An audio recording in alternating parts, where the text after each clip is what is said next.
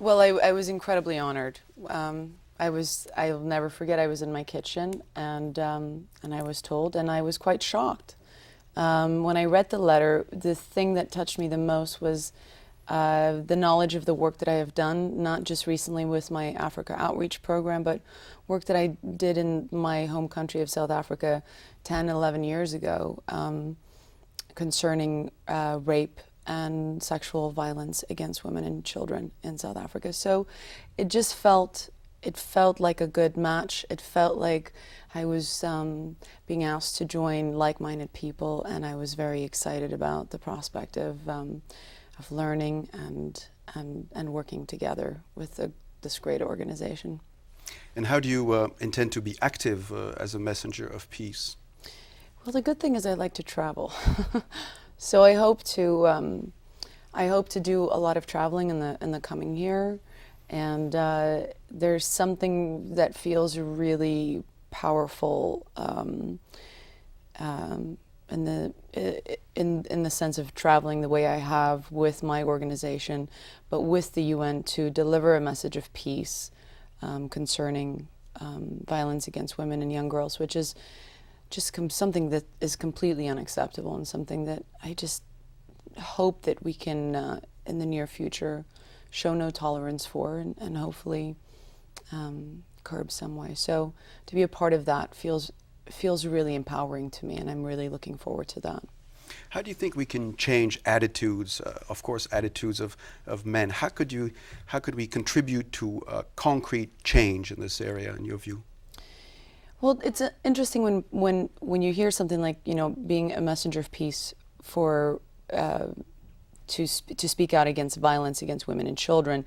It sounds very isolated, but just like you said, I don't think that you can think of it as an isolated subject, because I do think that men are very important in this aspect, and it starts with education and the tools of knowing and understanding, and without those it's very hard to expect men to behave any different towards women and young girls. And so I always find it very important to not only look and help and give the tools to the women and the victims, the young girls who have been through these atrocities, but to also look at the new generation of our men and say, let's become great leaders, and let's understand how to live peacefully, and let's understand the value that women bring to a community and to a country. And these are things that take time, but it's something that I have great passion for, because I realize that once you give these little boys the knowledge and the tools, it's amazing, because they go back to their villages and they carry that message with them, and it's like a trickle effect. All of a sudden it just kind of spreads like wildfire. And these are the things that I think in years to come we'll start seeing a difference, because we can't expect difference without giving that kind of a foundation to a community, to a country. You're working a lot at the grassroots level right now in your home country of South Africa. But what do you think also is the responsibility of governments on this particular issue?